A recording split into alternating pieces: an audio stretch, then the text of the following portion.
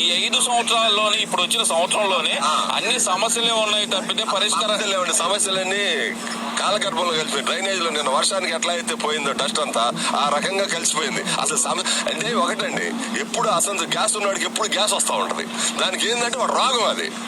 నేను ఆరోగ్యంగా ఉన్నా, వాకింగ్ చేస్తున్నా, చక్కగా ఉన్నా, నేను ఆరోగ్యవంతుడిని. నువ్వు గ్యాస్ వచ్చింది ఊళ్ళో అందరికి గ్యాస్ ఉందంటే ఎట్ట కుదురుతుంది?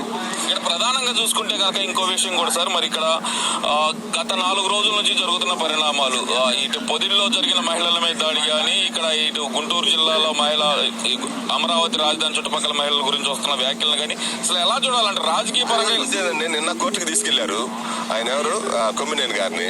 ఏమన్నాడు ఆయన, నీకంటే ఎక్కువే తెలుసు నాకు, భారతం రామాయణం అవపోసన పెట్టినాడు, నువ్వేంటి నాకు చెప్పేది. జడ్జి గారు అంత మాట అన్న తర్వాత వీళ్ళు బతుకున్నావంటే చచ్చిపోయినా ఉంటాయండి. జడ్జీలకి ఇలా చెప్పేది, మంచి వాళ్ళు ప్రతి చోట ఉంటారని, దుర్మార్గులు ప్రతి చోట. కాకపోతే మన సమాజంలో ఏంటంటే దుర్మార్గత్వం 99